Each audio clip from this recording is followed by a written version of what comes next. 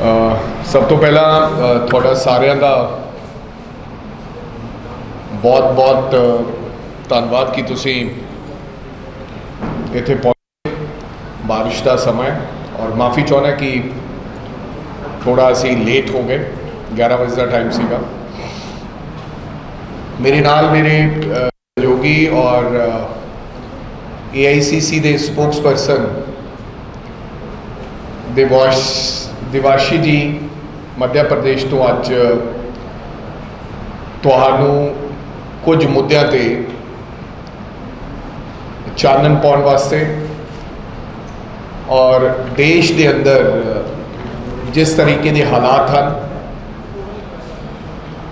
चाहे उदयपुर की घटना है, AICC spokes person from Madhya Pradesh, उरे ते चानन पाउण वास्ते और किस प्रकार देश नूं जिहड़ियां तोड़न दियां भाजपा द्वारा चलियां जा रही चालां ने और किस तरह भाजपा के साथी जिहड़े है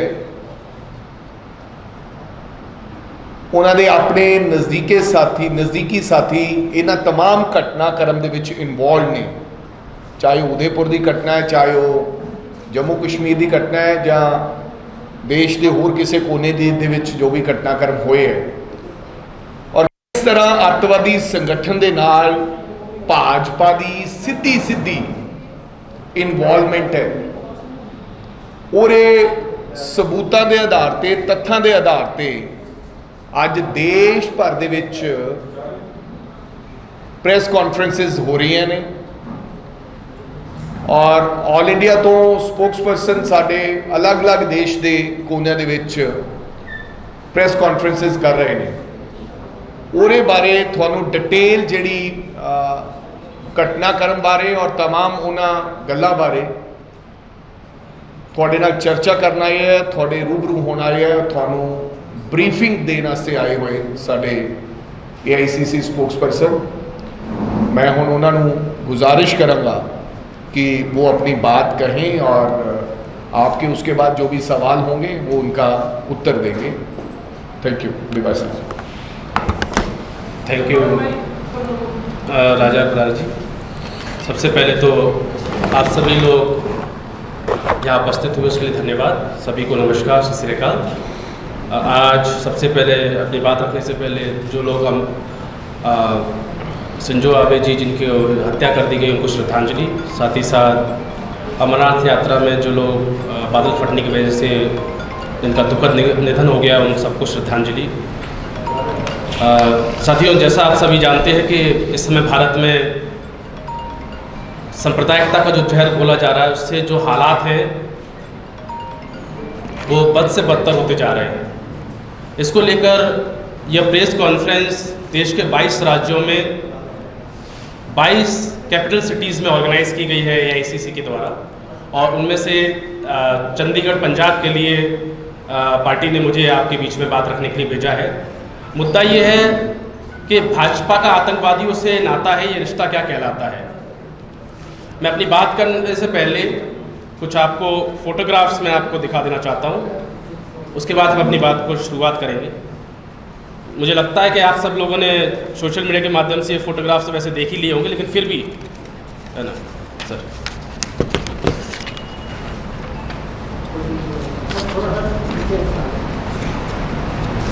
तो ये बता दीजिए, एक तो उदयपुर जो घटनाक्रम हुआ, उदयपुर क्या कन्हैया लाल जी की फ़ोटो है। तो कांग्रेस पार्टी ने हमेशा देश की जब से देश की आज़ादी की लड़ाई लड़ी है और देश को आज़ाद कराया है, हम लोगों ने कभी भी इंटरनल सिक्योरिटी और आतंकवाद के मुद्दे पर राजनीति नहीं की। कांग्रेस का हमेशा पक्ष ये रहा है कि आतंकवाद जैसे जटिल मुद्दा जिसमें शासन को बिना कोई सोचे समझे, बिना कोई राजनीतिक स्वार्थ के, जो भी लॉ एंड ऑर्डर के लिए इसेंशियल काम होता है उसके तहत हम लोग अपनी जिम्मेदारी निभानी चाहिए, ये कांग्रेस का मानना है। लेकिन लगातार निरंतर जो घटनाएं सामने आ रही है उसके बाद जिस तरीके के सबूत देश के सामने आ रहे हैं, उसके बाद ये सवाल जायज़ हो गया है कि इसमें भारतीय जनता पार्टी की कहीं ना कहीं संलिप्तता है। मैं आपका ध्यान ले जाना चाहता हूँ राजस्थान की उदयपुर घटना की तरफ, जहां पर कन्हैया लाल जी की नृशंस हत्या कर दी गई। तमाम तरीके की बातें हुई, देश भर में एक माहौल उत्पन्न हुआ। लेकिन उसके बाद जो फोटोग्राफ्स आए, जो आरोपी है मोहम्मद रियाज अतरी, मोहम्मद रियाज अतरी भारतीय जनता पार्टी के घोषित कार्यकर्ता हैं। उनके भारतीय जनता पार्टी के कई नेताओं के साथ सोशल मीडिया पे फोटोग्राफ्स मौजूद हैं। इसके अलावा जम्मू कश्मीर में ग्रामीणों द्वारा 2 आतंकवादियों को पकड़ा गया। इनमें से जो एक आतंकवादी है तालिब हुसैन शाह, यह वहां जिले के सोशल मीडिया का हेड, आईटी सेल का हेड, भारतीय जनता पार्टी का कार्यकर्ता निकला। इसने बकायदा जो भारतीय जनता पार्टी के नेताओं के साथ में सदस्यता ली। इनकी जो तस्वीर है, जो आतंकवादी जो जम्मू कश्मीर से मिला है, उसकी जो तस्वीर है वो देश के गृह मंत्री के साथ भी है। देश के गृह मंत्री के साथ इनकी तस्वीर है। सर नाम क्या है इसका? तालिब, इनका नाम है तालिब हुसैन शाह। तालिब हुसैन शाह। तालिब हुसैन शाह। तालिब हुसैन शाह की तस्वीर भारतीय जनता पार्टी के और देश के गृह मंत्री के साथ में इनका फोटो पाया जाता है। और भारतीय जनता पार्टी इस मुद्दे पर कुछ भी कहने से बच रही है। इसके साथ साथ एक और तीसरी घटना हमारे सामने आई। अमरावती में जो केमिस्ट उमेश कोले थे, उनकी हत्या कर दी जाती है। उनका जो आरोपी निकला इरफान खान वहां के जो सांसद हैं, निर्दलीय सांसद हैं हालांकि, नवनीत राणा जी और उनके हस्बैंड, इन दोनों के लिए, उनका कार्यकर्ता था और इन दोनों के लिए प्रचार किया 2019 के चुनाव में। ये उसके सोशल मीडिया प्रोफाइल का फोटोग्राफ है। यह वही नवनीत राणा है जिनके बारे में आप सब लोगों ने मीडिया रिपोर्ट में सुना था जब हनुमान चालीसा वाला प्रकरण हुआ था। ये भी भारतीय जनता पार्टी के क्लोज आने का प्रयास कर रही है। जी, नवनीत राणा से जुड़ा हुआ। नवनीत राणा जी ने पहले दिन से ये प्रयास किया जब ये हत्या हुई कि वो किस तरीके से जो विक्टिम की फैमिली है उसके साथ में है। लेकिन जब से ये मुद्दा निकल के आया है कि इरफान खान जो कि अभियुक्त है हत्या का, वह इनका कार्यकर्ता है, उसके बाद से वो ये बयान देती फिर रही है कि कार्यकर्ता चाहे किसी का भी हो, मैं तो नहीं जानती, कार्यकर्ता चाहे किसी का भी हो, उसको सजा होनी चाहिए। निश्चित तौर पर किसी भी पार्टी से संबंधित व्यक्ति हो, किसी भी धर्म का हो, किसी भी जाति का हो, कानून को उसके विरुद्ध जो कानून संबद्ध कार्रवाई वो करनी चाहिए। लेकिन मैंने आपको ये 3 प्रकरण बताए। पहला उदयपुर की घटना हुई, दूसरा जम्मू कश्मीर से आतंकियों का पकड़ा जाना, तीसरा अमरावती का हत्याकांड। इन तीनों मुद्दों पर जो देश में इस समय आग लगी हुई है और इन तीनों ही इश्यूज में जो अक्यूज्ड है, जिन पे हत्या का आरोप है, उनका कहीं ना कहीं भाजपा से सांठगांठ या उनका कार्यकर्ता हो या पाया जाना एक संदेह की स्थिति पैदा करता है।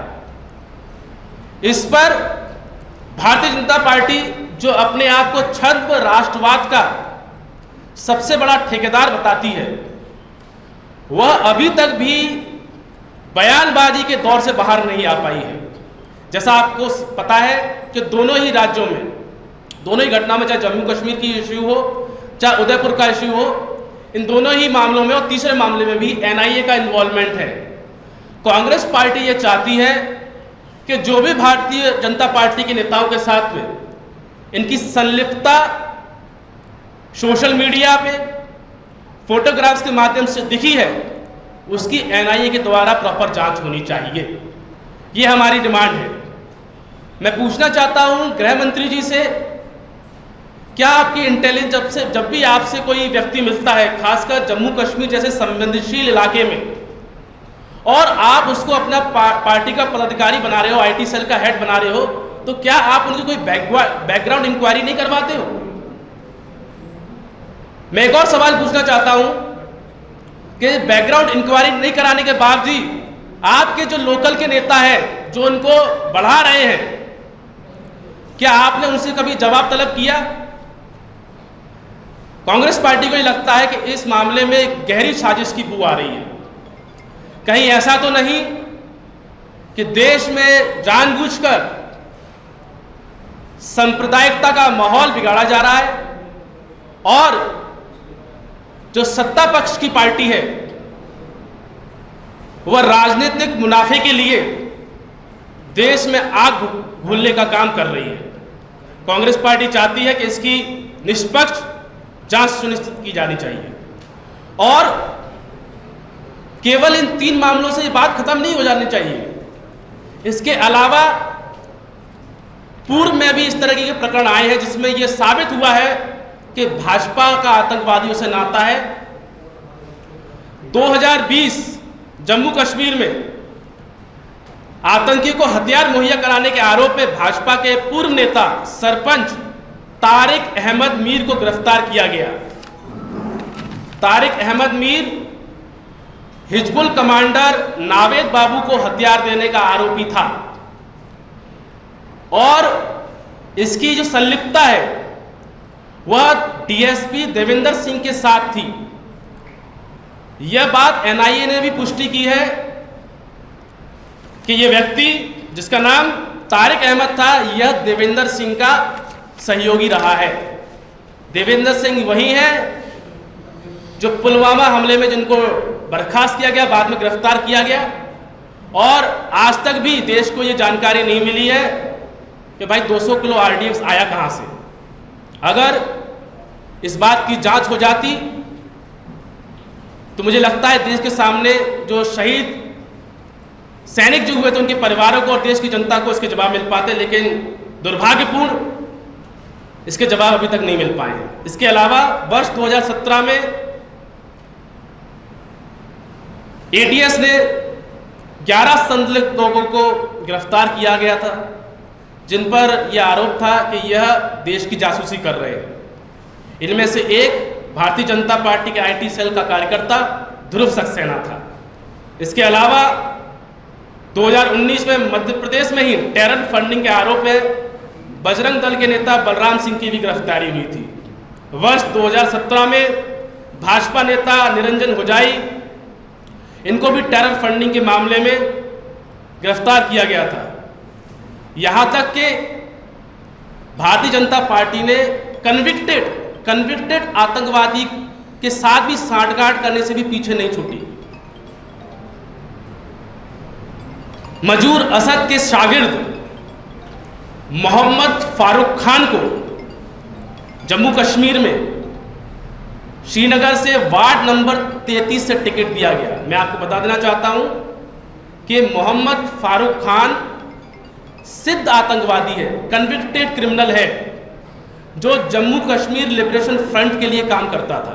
इनको भारतीय जनता पार्टी ने अपनी पार्टी के सिंबल पे चुनाव लड़ाया श्रीनगर से। मेरा आप सभी मीडिया बंधुओं से अनुरोध है कि देश के इन हालातों पे देश के गृह मंत्री और देश के प्रधानमंत्री का अभी तक भी कोई वक्तव्य नहीं आया है। देश के प्रधानमंत्री जो किसी सेलिब्रिटी को उंगली में चोट लग जाए तो उससे दुखी हो जाते हैं, विश्व पटल पे कोई छोटी सी घटना है उस पर दुखी हो जाते हैं। इतनी बड़ी घटनाएं देश में घटित हो रही हैं जिस पर विपक्षी राजनीतिक पार्टियों के अलावा देश की सर्वोच्च अदालत सुप्रीम कोर्ट तक ने चिंता व्यक्त कर दी हो, उस मामले पर देश के प्रधानमंत्री का चुप्पी साधे रहना, जबकि इन घटनाओं के बाद वो अनेकों बार रैलियों में उनको देखा गया है, उन्होंने लंबे लंबे भाषण किए। अभी कुछ दिनों पहले तेलंगाना में वो पहुंचे थे और उन्होंने एक लंबा भाषण दिया। एक भी बार उन्होंने देश में शांति और सद्भाव बनाए रखने की अपील नहीं जारी की है। ये सब बातें दर्शाती हैं कि भारतीय जनता पार्टी कहीं ना कहीं देश के जो हालात घटित हो रहे हैं उसमें परोक्ष रूप से और सामने से दोनों तरीके से इन्वॉल्व है। आग लगाने वाले भी ये, आग को भड़काने वाले भी ये, और आग पर रोटी सेकने वाले भी ये। इसलिए आप सभी लोगों से अनुरोध करते हैं कि भारतीय जनता पार्टी से, प्रधानमंत्री जी से, गृह मंत्री जी से ये सवाल पूछे जाने चाहिए। गृह मंत्री जी को जवाब देना चाहिए कि एक आतंकवादी के साथ उनका फोटो कैसे आ गया। उनको सवाल जवाब करना चाहिए और एक्शन लेना चाहिए अपने उन अधिकारियों के खिलाफ जो अपनी ड्यूटी निभाने में असफल साबित हुए। अगर आपके कोई प्रश्न है तो हम प्रश्नों को लेंगे। बहुत बहुत धन्यवाद। देखिए, पुलिस के पास ये लोग गए थे और बाद में यह बात पुलिस के सामने आई थी कि दोनों जो पार्टीज है उनके बीच में समझौता हो गया है और अपनी रजामंदी से उन्होंने केस वापस ले लिया था। निश्चित तौर पर बहुत दुखद घटना राजस्थान में घटित हुई। उसी पे तो हम ये सवाल पूछ रहे हैं कि अगर ये जो घटना घटित हुई है उसमें बीजेपी का इन्वॉल्वमेंट कहाँ तक है। ये आपका कार्यकर्ता है, इस पर आपको क्लीन एंड क्लियर आना चाहिए। और एनआईए ने क्या इस जांच को इस जो जांच का उनका दायरा है उसमें इस बात को इंक्लूड किया है कि हो सकता है कि इस व्यक्ति की हिम्मत जो बढ़ी है वो पॉलिटिकल संरक्षण के कारण बढ़ी हो भारतीय जनता पार्टी की। दूसरी बात रही राजस्थान सरकार की बात। तो राजस्थान सरकार ने 6 घंटे के अंदर आरोपियों को गिरफ्तार किया है। इसके अलावा 50 लाख की आर्थिक सहायता कन्हैया लाल जी के परिवार को, इसके साथ 2 सरकारी नौकरी देने का भी काम नहीं उन्होंने। लेकिन क्या उसकी सुरक्षा नहीं होनी चाहिए थी? क्या सीधा सवाल है भैया, बिल्कुल आपकी बात जो आपने कहा उन्होंने उनका जवाब दिया आपको। उन्होंने कहा कि जब पुलिस के पास ये बात गई, पुलिस ने मामला सुलझाने की कोशिश की और पूछताछ चली तो उनका आपस में समझौता हो गया। समझौता होने के बाद उन्होंने अपनी कंप्लेंट वापस ले ली गई। बिल्कुल इससे बहुत बड़ा दुखांत हुआ, हमें बड़ा दुख हुआ, देश की जनता को हुआ। लेकिन हमारा ये कहना है कि देश को चलाने वाले, जो हिंदुस्तान सरकार चला रहे हों, जो ये कहते हों, जो बड़ी बड़ी बातें करते हों, उनका खुद का रिश्ता इस फोटोग्राफ में ये बताता है कि जो हत्या करने वाला था उसका सीधा सीधा रिश्ता बीजेपी सरकार के साथ था, उन लोगों के साथ था। उन्होंने पुलवामा की बात कही। आज मेरे को लगता 2.5 साल बीत जाने के बाद अभी तक पता नहीं चला कि पुलवामा क्या हुआ, कौन लाया RDX। इसके पीछे कहीं ना कहीं हमने इसलिए आज ये कहा है मेरे भाई ने कि ये रिश्ता क्या कहलाता है। भाजपा के तमाम वो साथी जिनकी फोटोग्राफ्स देश के, अगर गृह मंत्री के साथ एक टेररिस्ट की फोटो आती है तो मेरे को लगता है कि कोई भी व्यक्ति इस देश में सुरक्षित नहीं है। क्यों?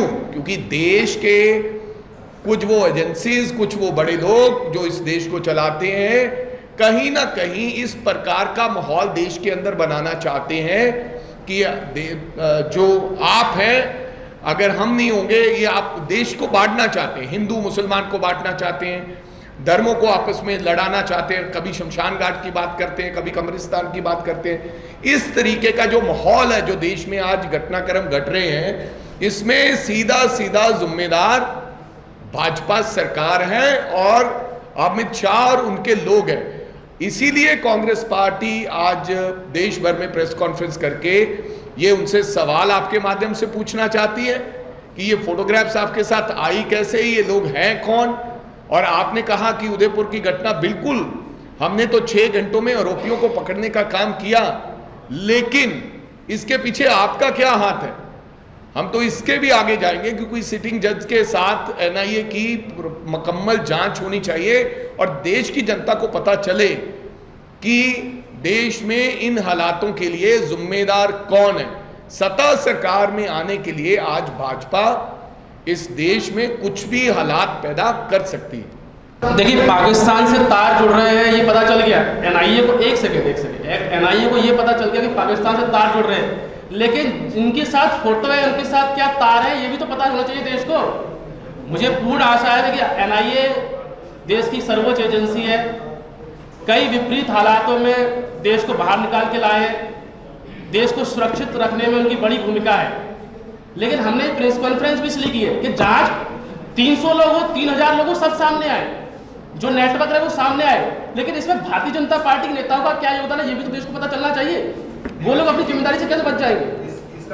मैं लिंक, हम लोग लिंक नहीं ढूंढ रहे हैं, कांग्रेस पार्टी ये लिंक नहीं ढूंढ रही है, बल्कि ये तो पब्लिक डोमेन में है ये लिंक। अब जनता के सामने प्रश्न तो उठता है कि भाई एक घटना हो गई, उसमें भारतीय जनता पार्टी के साथ फोटो आ गया, नेता के साथ फोटो का, चले कोइंसिडेंस माना। मैंने आपको कम से कम 7-8 घटनाएं यहाँ पर गिनाई है, विद विजुअल फोटोग्राफ्स आपको दिखाए हैं और फैक्चुअल है। 17 से लेकर 22 तक की घटनाएं मैंने आपको गिनाई है। हर घटना में कोई ना कोई भारतीय जनता पार्टी का परोक्ष रूप से या डायरेक्ट रूप से इन्वॉल्वमेंट निकल के आ रहा है। क्या किसी भी घटना में एनआईए की जो जांच का दायरा है वो भारतीय जनता पार्टी पे आया है? ऐसा क्यों होता है कि भारतीय जनता पार्टी के पास तक कोई जांच आते आते रुक जाती? एनआईए की जांच में सवाल मैं एनआईए की जांच, मैं ये निवेदन कर रहा हूँ कि एनआईए की जांच की एक दिशा ये भी होनी चाहिए कि कहीं इन लोगों को भारतीय जनता पार्टी को कोई पॉलिटिकल संरक्षण तो प्राप्त नहीं था, क्या कोई बाई एंड लार्ज कोई बड़ी कॉन्स्पिरेसी तो नहीं है? इस पर भी जांच होनी चाहिए। हाँ जी, आशू बांगड़ की जी गिरफ्तारी है। रात मैं ठीक लगभग 11 बजे पुलिस स्टेशन जाके आया, जिथे कि साढ़े साथियों ने धरना लाया हुआ सी, उन्होंने पत्नी समेत लोग बैठे सन, लेकिन आशू बांगड़ उत्थे मौजूद नहीं सी उस पुलिस स्टेशन जिथे FIR रजिस्टर हुई। एंड आशू बांगड़ के केस में तथ्य पुलिस ने दसे ने कि आशू बांगड़ कोई जाली सर्टिफिकेट बनाते सन, एक्सपीरियंस सर्टिफिकेट हॉस्पिटल के ਉਹਦੇ ਵਿੱਚ ਜਿਹੜਾ ਲੋਕਾਂ ਨੂੰ ਬਾਹਰ ਜਾਣ ਵਾਸਤੇ ਐਕਸਪੀਰੀਅੰਸ ਚਾਹੀਦਾ ਸਾਲ ਦਾ ਜਾਂ 2 ਸਾਲ ਦਾ, ਉਹ ਸਰਟੀਫਿਕੇਟ ਬਣਾਉਂਦੇ ਸਨ ਜੋ ਪੁਲਿਸ ਦੇ ਆਰੋਪ ਹਨ। ਲੇਕਿਨ ਤੁਸੀਂ ਹੈਰਾਨੀ ਮਹਿਸੂਸ ਕਰੋਗੇ कि पूरे पंजाब दे विच अज तो पहला इस तरीके नाल कोई FIR नहीं हुई होगी। असी पुलिस नूं पुछया कि 420 67 68 तुसी धारावां दे तहत बिना कंप्लेनेंट तो कोई कंप्लेंट करता शिकायत करता नहीं, कोई शिकायत करता नहीं है, तो आशू बांगड़ जी नूं तुसी गिरफ्तार कर लिया सी। क्या कोई सबूत? कोई सबूत नहीं है। एक लड़का व्यक्ति होर फड़िया गया नाल, जिहड़ा कहंदे है कि कोई वॉइस मैसेज है, कहंदे है ओहदा भी कोई पता नहीं, जिस तरह पहला वो वॉइस मैसेज 30 लाख रुपया नहीं, 30 लाख का देखो बिना किसी तथ्यों के आधार पर इस तरह कोई गल कह देनी, मैनू लगता ਜਾਂ ਤਾਂ ਕੋਈ ਐਸਾ ਜਿਹੜਾ ਮੈਸੇਜ ਆ ਉਹ ਜਨਤਾ ਦੇ ਸਾਹਮਣੇ ਰੱਖਣ ਵੀ ਆ ਫਲਾਣਾ ਮੈਸੇਜ ਆ ਜਾਂ ਫਲਾਣੀ ਵੌਇਸ ਰਿਕਾਰਡਿੰਗ ਹੈਗੀ ਆ ਸਾਡੇ ਕੋਲੇ, कोई कंप्लेनेंट नहीं है बिना नहीं। But where is that audio clip? यही ऑडियो क्लिप का तो पहला मंत्री साहब का भी कहते सी कि देयर इज ऑडियो क्लिप। कल जो उन्होंने जमानत हुई तो हाई कोर्ट मानयोग जस्टिस लीजा गिल ने पूछा कि भाई कोई ज़्यादा एविडेंस दो, जे तुसी अपोज करना है तो कोई एविडेंस दो। If there is no evidence तो उन्होंने जमानत होनी है। सो मेरे कहने का मतलब कोई ऐसा एविडेंस कोई सामने नहीं आया और बिना कंप्लेनेंट तो परचा दर्ज कर दिता गया। हालांकि 420 67 68 दे विच तुसी इंक्वायरी करनी बनती है, पहले बिफोर इंक्वायरी तुसी FIR दर्ज नहीं कर सकते। और सरासर इट्स अ वेंडेटा पॉलिटिक्स। आशू बांगड़ चोणां दे समय आम आदमी पार्टी ते नूं छड्ड के और कई आरोप सन जिहड़े उन्होंने लाए सन, वो छड्ड के उन्होंने जिहड़ी जित रही सी पार्टी, कोई वजह होनी है जिस बंदे ने जिस करके उन्होंने टिकट छड्ड के कांग्रेस पार्टी का दामन फड़िया। सो ये सरासर जिवें कि अलका लांबा, बग्गा, कुमार विश्वास, ये सारा जिहड़ा घटनाक्रम है ये जानबुझ के उन्हां लोगों नाल बदला लैण की कोशिश की जा रही है जिन्हां लोगों ने किते ना किते सवाल खड़े किए सन आम आदमी पार्टी।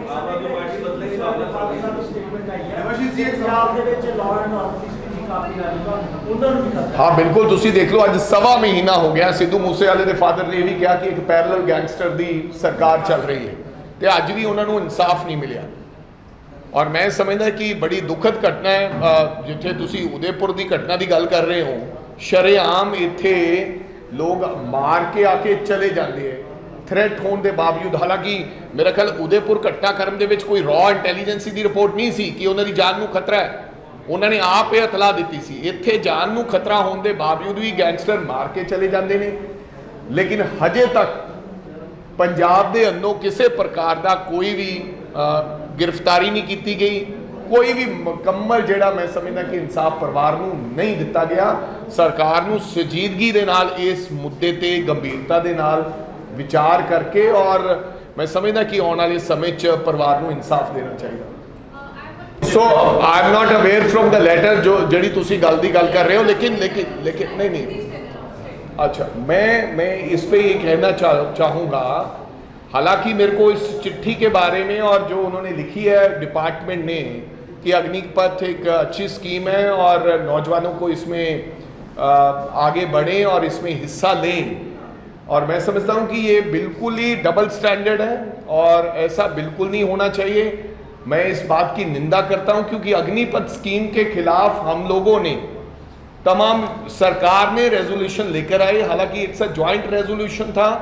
हमारे एलओपी साहब प्रताप सिंह बाजवा ने ये बात खड़े होकर कही थी, तो सरकार ने ये कहा था कि हम इस स्कीम के खिलाफ रेजोल्यूशन लेकर आएंगे, और खुद मुख्यमंत्री साहब ने और तमाम मंत्रियों ने ये कहा था कि ये स्कीम देश के लिए खतरनाक है, नौजवानों के लिए खतरनाक है, ये नहीं होना चाहिए, ये आर्मी का जो मनोबल है ये तोड़ने की बात है। तो इसके बावजूद भी अगर सरकार पिछले दरवाजे से अगर ये कह रही है कि अग्निपथ तो अच्छी स्कीम है, उत्साहित करिए, आप इसको ज्वाइन करें, तो मैं समझता हूँ कि ये डबल स्टैंडर्ड है और ये सिद्ध होता है धीरे धीरे कि कहीं ना कहीं आम आदमी पार्टी बीजेपी की बी टीम है। ऊपर से केवल दिखावा करते हैं कि हम लोग इनसे अलग हैं, लेकिन जैसा बीजेपी चाहती है उस प्रकार से ही चलना चाहती है। मैं तो कहना ही नहीं चाहता हूं, डर रही है, मैं ये कह रहा हूं कि वो बी टीम है। जैसा पहले लोग कहते थे कि आम आदमी पार्टी बीजेपी की बी टीम है, कभी कभी मुख्यमंत्री साहब का ये बयान भी आता है कि भाई हमने उसको 3 बजे पकड़ लिया, कहीं वो बीजेपी ने बिना चला जाए, दैट मीन्स बीजेपी कोई बैरिकेडिंग थोड़ी है। तो ये सीधा सीधा अगर ये चिट्ठी जो आपने कहा है, जो आपके पास है, मीडिया में है और आपके व्हाट्सएप ग्रुप पे घूम रही है, तो मैं समझता हूं कि ये कहीं ना कहीं आम आदमी पार्टी बी टीम की तरह काम करती है और कहती कुछ है और करती कुछ है, और इसका जवाब लोगों ने अभी संगरूर बाई इलेक्शन में उनको दे भी दिया है। और ये भी कहा जा रहा है कि राज्यसभा सांसद राघव चड्ढा उसके चेयरमैन हैं। सो मैं समझदा कि अनकॉन्स्टिट्यूशनल ਜਿਹੜੀਆਂ ਗੱਲਾਂ ਹੁਣ ਪੰਜਾਬ ਸਰਕਾਰ ਦੇ ਵਿੱਚ ਹੋ ਰਹੀ ਹੈ। ਤੁਸੀਂ ਪਹਿਲਾਂ ਸਾਡੇ ਸਰਕਾਰ ਬਣਤੇ ਪੰਜਾਬ ਦੇ ਆਫੀਸਰ ਸਾਹਿਬਾਨਾਂ ਨੂੰ ਦਿੱਲੀ ਬੁਲਾਇਆ ਜਾਂਦਾ ਹੈ, ਪੰਜਾਬ ਦੇ ਲੋਕਾਂ ਨੇ ਇਸ ਗੱਲ ਦਾ ਵਿਰੋਧ ਕੀਤਾ ਤਾਂ ਉਹਨਾਂ ਨੇ MOU ਸਾਈਨ ਕਰ ਲਿਆ, ਜਿਹੜਾ ਕਿ MOU ਸਾਈਨ ਕਰ ਨਹੀਂ ਸਕਦੇ ਸੀ। 2 ਮੁੱਖ ਮੰਤਰੀ MOU ਸਾਈਨ ਨਹੀਂ ਕਰ ਸਕਦੇ, गवर्नर की परमिशन तो बिना MOU साइन नहीं हो सकता, और MOU साइन दे विच मुख्यमंत्रियों के साइन नहीं होंगे, आइदर चीफ सैकटरी के साइन होंगे है ਜਾਂ किसी सैकटरी प्रिंसीपल सैकटरी के साइन होंगे है। फिर ਉਹਦੇ ਵਿੱਚ की इंटरस्ट है वो सारा कुछ वॉच किया जाता है, रखा जाता है। फिर उन्होंने MOU साइन कर लिया, कैबिनेट च नहीं रखे आए, सदन हो गया, ਉਹਦੇ ਵਿੱਚ भी नहीं वो MOU बारे गल की गई, जानी कि फिर MOU ਤੇ ਲੋਕਾਂ ਨੇ ਰੌਲਾ ਪਾਇਆ ਤਾਂ ਉਹਨਾਂ ਨੇ ਕਿਹਾ ਇਹਨੂੰ ਵੀ ਸਿਰੇ ਤੋਂ ਖਾਰਜ ਕਰ ਦਿੱਤਾ ਗਿਆ ਕਿ ਜਨਤਾ ਇਸ ਗੱਲ ਦੇ ਵਿਰੋਧ 'ਚ ਹੈ। ਹੁਣ ਉਹਨਾਂ ਨੇ ਇੱਕ ਇਹ ਹਾਈ ਪਾਵਰ ਕਮੇਟੀ ਜਿਹੜਾ ਨੋਟੀਫਿਕੇਸ਼ਨ ਚੀਫ ਸੈਕਟਰੀ ਸਾਹਿਬ ਨੇ ਜਾਰੀ ਕੀਤਾ ਹੈ, ਮੈਂ ਸਮਝਦਾ ਕਿ ਇਹ ਵੀ ਅਨਕਨਸਟੀਟਿਊਸ਼ਨਲ ਕੰਮ ਕੀਤਾ ਹੈ। ਮੁੱਖ ਮੰਤਰੀ ਤੇ 14 ਕੈਬਨਿਟ ਮੰਤਰੀ ਨੇ, ਲੋਕਾਂ ਨੇ ਪੰਜਾਬ ਦਾ ਮੁੱਖ ਮੰਤਰੀ ਚੁਣਿਆ, 92 ਲੋਕ ਨੇ ਜਿਹੜੇ ਲੋਕਾਂ ਨੂੰ ਰਿਪਰੈਜ਼ੈਂਟ ਕਰਦੇ ਨੇ। ਅਗਰ ਉਹਨਾਂ ਦਾ ਦਿਮਾਗ ਨਹੀਂ ਕੰਮ ਕਰ ਰਿਹਾ 92 ਲੋਕਾਂ ਦਾ ਜਾਂ 14 ਕੈਬਨਿਟ ਦੇ ਵਜ਼ੀਰਾਂ ਦਾ ਤੇ ਮੁੱਖ ਮੰਤਰੀ ਦਾ, ਐਸੀ ਕਿਹੜਾ ਗੱਲ ਆ ਗਈ ਕਿ ਤੁਸੀਂ ਹੁਣ ਇੱਕ ਹਾਈ ਪਾਵਰ ਕਮੇਟੀ ਬਣਾਤੀ। ਫਿਰ ਜਿਹੜੇ ਸਾਰੇ ਦੇ ਸਾਰੇ ਪ੍ਰੋਗਰਾਮ ਚੱਲ ਰਹੇ ਨੇ, ਅਸੀਂ ਇਹ ਨਹੀਂ ਕਹਿੰਦੇ ਕਿ ਤੁਸੀਂ ਕੇਜਰੀਵਾਲ ਸਾਹਿਬ ਦੀ ਗੱਲ ਨਾ ਮੰਨੋ, ਅਸੀਂ ਇਹ ਵੀ ਨਹੀਂ ਕਹਿੰਦੇ ਕਿ ਤੁਸੀਂ ਚੱਡਾ ਸਾਹਿਬ ਦੀ ਗੱਲ ਨਾ ਮੰਨੋ। ਅੱਜ 100 ਦੇ 100% ਜੋ ਦਿੱਲੀ ਕਹਿ ਰਹੀ ਹੈ ਪੰਜਾਬ ਦੇ ਅੰਦਰ, ਪੰਜਾਬ ਉਸੇ ਤਰ੍ਹਾਂ ਚੱਲ ਰਿਹਾ ਜੋ ਦਿੱਲੀ ਕਹਿ ਰਹੀ। ਮੈਨੂੰ ਇਸ ਗੱਲ ਤੇ ਕੋਈ ਇਤਰਾਜ਼ ਵੀ ਨਹੀਂ, ਇਤਰਾਜ਼ ਇਸ ਕਰਕੇ ਨਹੀਂ ਹੈ ਕਿ ਉਹਨਾਂ ਦੀ ਪਾਰਟੀ ਦੇ ਸੁਪਰੀਮੋ ਹੈ, ਉਹਨਾਂ ਦੀ ਪਾਰਟੀ ਦੇ ਰਾਜ ਸਭਾ ਹੈ, ਪਹਿਲਾਂ ਇੰਚਾਰਜ ਹੁੰਦੇ ਸੀ। ਲੇਕਿਨ ਇਹ ਹਾਈ ਪਾਵਰਡ ਕਮੇਟੀ ਬਣਾਉਣ ਦਾ ਮਤਲਬ ਇਹ ਹੈ ਕਿ ਕਿਤੇ ਨਾ ਕਿਤੇ ਸੀਐਮ ਨੂੰ ਡਾਊਨ ਦਿਖਾਉਣਾ ਹੈ। ਕੱਲ ਨੂੰ ਸਿੱਧੇ ਆਫਿਸਰਾਂ ਨੂੰ ਅਸੀਂ ਸੱਦਾਂਗੇ, ਡਾਇਰੈਕਸ਼ਨ ਦੇਵਾਂਗੇ ਤਾਂ ਜੋ ਪੰਜਾਬ ਦੇ ਲੋਕ ਸਵਾਲ ਨਾ ਕਰ ਸਕਣ। ਕੋਈ ਐਨੀ ਟੈਕਨੀਕਲ ਐਡਵਾਈਜ਼ਰ ਕੋਈ ਚਾਹੀਦਾ ਹੈ, ਸੀਐਮ ਟੈਕਨੀਕਲ ਐਡਵਾਈਜ਼ਰ ਰੱਖ ਸਕਦੇ ਨੇ, ਸਲਾਹਕਾਰ ਕੋਈ ਬੰਦਾ ਰੱਖ ਸਕਦੇ ਨੇ, ਲੇਕਿਨ ਮੈਨੂੰ ਨਹੀਂ ਲੱਗਦਾ ਕਿ ਇਸ ਗੱਲ ਦੀ ਕੋਈ ਐਸੀ ਜ਼ਰੂਰਤ ਸੀ। ਇਹ ਕੇਵਲ ਤੇ ਕੇਵਲ ਦਿੱਲੀ ਵਾਲੇ ਆਕਾਵਾਂ ਨੂੰ ਖੁਸ਼ ਕਰਨ ਵਾਸਤੇ ਹਾਈ ਪਾਵਰ ਜਿਹੜੀ ਇਹ ਕਮੇਟੀ ਬਣਾਈ ਜਾ ਰਹੀ ਹੈ। ਮੈਨੂੰ ਨਹੀਂ ਪਤਾ ਇਹਦਾ ਚੇਅਰਮੈਨ ਕਿਹਨੂੰ ਬਣਾਇਆ ਜਾ ਰਿਹਾ, ਪਰ ਲੋਕ ਦੱਸ ਰਹੇ ਨੇ ਕਿ ਰਾਘਵ ਚੱਡਾ ਜੀ ਇਹਦੇ ਚੇਅਰਮੈਨ ਹੋਣਗੇ। ਇਹਦੀ ਜ਼ਰੂਰਤ ਨਹੀਂ ਸੀ। ਮੇਰੀ ਤੁਹਾਡੇ ਰਾਹੀਂ ਮੁੱਖ ਮੰਤਰੀ ਪੰਜਾਬ ਨੂੰ ਗੁਜ਼ਾਰਿਸ਼ ਹੈ ਕਿ ਕਿਰਪਾ ਆਪਦੇ ਅਧਿਕਾਰਾਂ ਦਾ ਤੁਸੀਂ ਇਸਤੇਮਾਲ ਕਰੋ। ਤੁਸੀਂ ਜੋ ਦਿੱਲੀ ਦੇ ਲੋਕ ਕਹਿੰਦੇ ਨੇ, ਕਿਉਂਕਿ ਤੁਹਾਡੀ ਪਾਰਟੀ ਹੈ, ਤੁਹਾਡੇ ਇੰਚਾਰਜਿਸ ਨੇ, ਬਿਲਕੁਲ ਮੰਨੋ, ਲੇਕਿਨ ਇਸ ਕਮੇਟੀ ਬਣਾਉਣ ਦੀ ਕੋਈ ਲੋੜ ਨਹੀਂ ਹੈ। ਮੈਂ ਇਹਦੀ ਪੂਰਨ ਨਖੇਦੀ ਕਰਦਾ ਔਰ ਮੈਂ ਬੇਨਤੀ ਕਰਾਂਗਾ ਮੁੱਖ ਮੰਤਰੀ ਸਾਹਿਬ ਨੂੰ ਕਿ ਇਹਨੂੰ ਨਾ ਬੰਦ ਦਿੱਤਾ ਜਾਵੇ। ਯਾਰ ਮੈਨੂੰ ਇਸ ਬਾਰੇ ਕੋਈ ਜਾਣਕਾਰੀ ਨਹੀਂ ਹੈ ਕਿ ਕੌਣ ਕਿੱਥੇ ਗਊਸ਼ਾਲਾ ਕਿਹਨੇ ਲਈ ਹੈ ਕਿਹਨੇ ਨਹੀਂ ਲਈ। ਮੈਂ ਬਿਲਕੁਲ ਜਿੰਨਾ ਚਿਰ ਤੱਥਾਂ ਦੇ ਬਰੀਫਿੰਗ ਦੇ ਵਿੱਚ ਨਾ ਪਤਾ ਹੋਵੇ ਉਸ ਗੱਲ ਤੇ ਟਿੱਪਾ ਟਿੱਪਣੀ ਨਹੀਂ ਕਰਨਾ ਚਾਹੁੰਦਾ। ਜਿੱਥੋਂ ਤੱਕ ਰਹੀ ਕਿਸੇ ਤੇ ਇਲਜ਼ਾਮਾਤ ਨੇ, ਫਲਾਂ ਤੇ ਨੇ, ਇਹ ਤੱਥ ਜਦੋਂ ਸਾਹਮਣੇ ਆਉਣਗੇ ਉਦੋਂ ਪਤਾ ਲੱਗੇਗਾ। ਕਿਸੇ ਤੇ ਇਲਜ਼ਾਮਾਤ ਲਾਉਣ ਦੇ ਨਾਲ ਕੋਈ ਬੰਦਾ ਕ੍ਰਿਮੀਨਲ ਤੇ ਕਰਪਟ ਨਹੀਂ ਹੋ ਜਾਂਦਾ।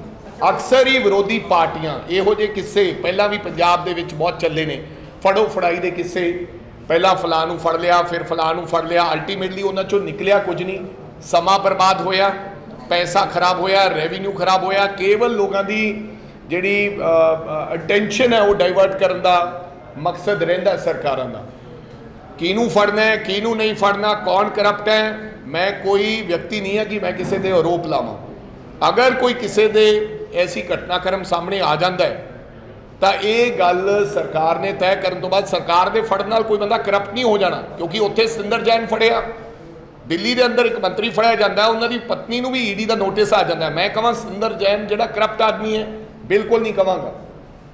ਉੱਥੇ ਕੇਜਰੀਵਾਲ ਸਾਹਿਬ ਕਹਿੰਦੇ ਕਿ ਬਿਲਕੁਲ ਇਹ ਸਾਡਾ ਇਮਾਨਦਾਰ ਵਿਅਕਤੀ ਹੈ ਔਰ ਇਹਦੇ ਨਾਲ ਈਡੀ ਧੱਕਾ ਤੇ ਜ਼ਾਸਤੀ ਕਰ ਰਹੀ ਹੈ, ਜਿਹਦੇ ਕੋਲੋਂ ਰਿਕਵਰੀ ਬਹੁਤ ਮਿਲੀ ਹੈ। ਉਹਨਾਂ ਦੀ ਵਾਈਫ ਨੂੰ ਹੁਣ ਈਡੀ ਦੇ ਸੰਮਨ ਆ ਗਏ ਨੇ। ਮੈਂ ਕੌਣ ਉਹਨੂੰ ਕਹਿਣ ਵਾਲਾ ਕਿ ਉਹ ਕਰਪਟ ਹੈ, ਲੇਕਿਨ ਹਾਂ ਆਉਣ ਵਾਲਾ ਸਮਾਂ ਦੱਸੇਗਾ। ਪਰ ਮੈਂ ਇਹੀ ਆਮ ਆਦਮੀ ਪਾਰਟੀ ਨੂੰ ਇਹ ਗੱਲ ਕਹਿਣਾ ਚਾਹੁੰਦਾ ਕਿ ਡਬਲ ਸਟੈਂਡਰਡ ਤੁਸੀਂ ਗੱਲ ਨਾ ਕਰੋ। ਇੱਥੇ ਅਗਰ ਕੋਈ ਵਿਅਕਤੀ ਫੜਿਆ ਜਾਂਦਾ, ਤੁਸੀਂ ਜਿਹਨੂੰ ਫੜਦੇ ਹੋ ਤਾਂ ਤੁਸੀਂ ਕਹਿੰਦੇ ਹੋ ਕਿ ਇਹ ਕਰਪਟ ਸੀਗਾ, ਇਸ ਕਰਕੇ ਅਸੀਂ ਫੜਿਆ। ਅਗਰ ਦਿੱਲੀ ਦੇ ਅੰਦਰ ਤੁਹਾਡਾ ਕੋਈ ਮੰਤਰੀ ਫੜਿਆ ਜਾਂਦਾ, ਤੁਸੀਂ ਕਹਿੰਦੇ ਹੋ ਕਿ ਇਹ ਧੱਕਾ ਹੋ ਰਿਹਾ ਹੈ, ਇਹਨੂੰ ਪਦਮ ਵਿਭੂਸ਼ਣ ਮਿਲਣਾ ਚਾਹੀਦਾ ਹੈ। ਸੋ ਡਬਲ ਸਟੈਂਡਰਡ ਗੱਲ ਨਹੀਂ ਹੋਣੀ ਚਾਹੀਦੀ। ਜਾਂ ਤੁਸੀਂ ਕਹੋ ਕਿ ਅਗਰ ਏਜੰਸੀ ਦਿੱਲੀ ਦੀ ਕੋਈ ਕੰਮ ਕਰ ਰਹੀ ਹੈ ਤਾਂ ਉਹ ਵੀ ਠੀਕ ਕੰਮ ਕਰ ਰਹੀ ਹੈ, ਤੇ ਪੰਜਾਬ ਦੀਆਂ ਜਿਹੜੀਆਂ ਏਜੰਸੀਜ਼ ਆ ਉਹ ਵੀ ਠੀਕ ਕੰਮ ਕਰ ਰਹੀਆਂ, ਔਰ ਫਿਰ ਅਸੀਂ ਵੀ ਤੁਹਾਡਾ ਸਾਥ ਦੇਵਾਂਗੇ। ਉੱਥੇ ਤੁਸੀਂ ਤੁਹਾਡੇ ਵਾਲਾ ਤਾਂ ਦੁੱਧ ਦਾ ਧੋਤਾ ਹੋ ਜਾਂਦਾ ਹੈ, ਤੇ ਜਿਹੜਾ ਸਾਡੇ ਵਾਲਾ ਹੈ ਉਹਨੂੰ ਤੁਸੀਂ ਗੁਨੇਗਾਰ ਸਾਬਿਤ ਕਰ ਦਿੰਦੇ ਹੋ। ਗੁਨੇਗਾਰ ਅੰਤ ਵਿੱਚ ਸਾਬਿਤ ਕਰਨਾ ਹੋਣਗੇ ਐਸੇ ਲੋਕ, ਹੋਣਗੇ ਮਾੜੇ ਲੋਕ, ਕਿਉਂਕਿ ਚੋਰ ਦੇ ਚਿਹਰੇ ਤੇ ਲਿਖਿਆ ਹੁੰਦਾ ਕਿ ਇਹ ਚੋਰ ਹੈ। ਕਿਸੇ ਦੇ ਕਹਿਣ ਨਾਲ ਕਿਸੇ ਨੇ ਚੋਰ ਨਹੀਂ ਬਣ ਜਾਣਾ। ਹਰ ਵਿਅਕਤੀ ਦੇ ਚਿਹਰੇ ਤੇ ਲਿਖਿਆ ਕਿ ਬੰਦਾ ਕਿਹੋ ਜਿਹਾ, ਤੇ ਲੋਕਾਂ ਨੂੰ, ਪੰਜਾਬ ਦੇ ਲੋਕਾਂ ਨੂੰ ਇਸ ਗੱਲ ਦਾ ਪਤਾ ਹੁੰਦਾ। ਸੋ ਮੇਰੇ ਕਹਿਣ ਦਾ ਮਤਲਬ, ਮੈਂ ਬੇਸ਼ੱਕ ਉਹ ਬੀਜੇਪੀ ਚਲੇ ਗਏ, ਮੈਂ ਇਸ ਤਰ੍ਹਾਂ ਦੀ ਟਿੱਪਾ ਟਿੱਪਣੀ ਔਰ ਕੀ ਕਾਗਜ਼ ਹੈ ਕੀ ਨਹੀਂ ਹੈ, ਜਿੰਨਾ ਚਿਰ ਤੁਸੀਂ ਬਰੀਫ ਉਸ ਕੇਸ 'ਚ ਨਹੀਂ ਜਾਂਦੇ ਉਹਨਾਂ ਚਿਰ ਮੈਂ ਇਸ ਤੇ ਕੋਈ ਟਿੱਪਾ ਟਿੱਪਣੀ ਨਹੀਂ ਕਰਨੀ ਚਾਹੁੰਦਾ। ਪਰ ਵੈਂਡੇਟਾ ਨਹੀਂ ਹੋਣਾ ਚਾਹੀਦਾ। ਬਿਲਕੁਲ ਇਹੋ ਜੀ ਡਿਕਟੇਟਰਸ਼ਿਪ ਤਾਂ ਰਾਜਾ ਵੜਿੰਗ ਕਰਦਾ ਰਹੇਗਾ। 2 ਵਾਰੀ ਮੀਟਿੰਗ ਬੁਲਾਈ, ਉਹਨਾਂ ਨੂੰ ਸੱਦਿਆ ਗਿਆ, ਪਰਸੋਂ ਬੁਲਾਈ ਨਹੀਂ ਆਏ, ਉਹਨਾਂ ਨੇ ਇੱਕ ਮੀਟਿੰਗ ਰੱਖ ਲਈ ਗਈ। ਫਿਰ ਕੱਲ ਫੇਰ ਮੀਟਿੰਗ ਬੁਲਾਈ ਗਈ, ਟੈਲੀਫੋਨ ਤੇ ਉਹਨਾਂ ਨੇ ਕਿਹਾ ਕਿ ਅਸੀਂ ਆਵਾਂਗੇ, ਨਹੀਂ ਆਏ। ਪੀਸੀਸੀ ਪ੍ਰਧਾਨ ਨੇ ਕਾਂਗਰਸ ਪਾਰਟੀ ਦੇ ਡਿਪਟੀ ਮੇਅਰ ਤੇ ਸੀਨੀਅਰ ਮੇਅਰ ਦੀ ਤੇ तमाम ਐਮਸੀ ਕਾਉਂਸਲਰ ਸਾਹਿਬਾਨਾਂ ਦੀ ਮੀਟਿੰਗ ਬੁਲਾਈ ਸੀ, ਜਿਹਦੇ 'ਚ ਕਾਫੀ ਕਾਉਂਸਲਰ ਸਾਹਿਬਾਨ ਇੱਥੇ ਆਏ, ਸ਼ਾਮਲ ਹੋਏ। ਲੇਕਿਨ ਡਿਪਟੀ ਮੇਅਰ ਤੇ ਸੀਨੀਅਰ ਮੇਅਰ ਨੇ ਦੀਆਂ ਫੋਟੋਆਂ ਰਿਲੀਜ਼ ਹੋਈਆਂ। ਬਲਬੀਰ ਸਿੰਘ ਸਿੱਧੂ ਜਿਹੜੇ ਕਿ ਅੱਜ ਕੱਲ੍ਹ ਬੀਜੇਪੀ ਦੇ ਨੇ, ਉਹਨਾਂ ਦੇ ਘਰ ਵਿੱਚ ਜਾ ਕੇ ਉਹਨਾਂ ਨਾਲ ਖੜੇ ਹੋ ਕੇ ਮੀਟਿੰਗ ਦੇ ਰੂਪ ਦੇ ਵਿੱਚ ਫੋਟੋਆਂ ਜਿਹੜੀਆਂ ਉਹ ਰਿਲੀਜ਼ ਕੀਤੀਆਂ। ਸੋ ਇਸ ਤੋਂ ਇਹ ਸਿੱਧ ਹੁੰਦਾ ਹੈ ਕਿ ਉਹ ਕਿਤੇ ਨਾ ਕਿਤੇ ਬੀਜੇਪੀ ਦੇ ਜਿਹੜੇ ਲੀਡਰ ਨੇ ਅੱਜ ਕੱਲ੍ਹ ਬਲਬੀਰ ਸਿੰਘ ਸਿੱਧੂ ਉਹਨਾਂ ਦਾ ਸਾਥ ਦੇ ਰਹੇ ਨੇ। ਸੋ ਇਸ ਕਰਕੇ ਉਹਨਾਂ ਨੂੰ ਪਾਰਟੀ ਤੋਂ ਬਾਹਰਲਾ ਰਸਤਾ 6 ਸਾਲਾਂ ਲਈ ਦਿਖਾਇਆ ਜਾ ਰਿਹਾ ਹੈ। ਔਰ ਮੈਂ ਇੱਥੋਂ ਹੋਰ ਵੀ ਕਹਾਂਗਾ, ਅਗਰ ਕੋਈ ਵੀ ਵਿਅਕਤੀ ਜਿਹੜਾ ਪਾਰਟੀ ਦੀ ਵਿਚਾਰਧਾਰਾ ਨਾਲ ਸਹਿਮਤ ਨਹੀਂ ਹੈ, ਜਿਹੜਾ ਆਪਣੀ ਵਿਚਾਰਧਾਰਾ ਬਣਾਉਣਾ ਚਾਹੁੰਦਾ, ਉਹਦੇ ਵਾਸਤੇ खाली जगह पई है, वो जा सकते हैं। चलो अच्छा हुआ उनकी जमानत होगी, अब धीरे धीरे सत्य सामने आएगा। मैं उसके बारे भी आपको कहूँ कि मैं जो कोर्ट में जिन्हें भी ਇਹੋ ਜਿਹੇ केसेस चल रहे हैं ਉਹਦੇ ਤੇ मैं कोई टिप्पणी करा कोई बहुत ही चंगी गल नहीं। Thank you sir, thank you.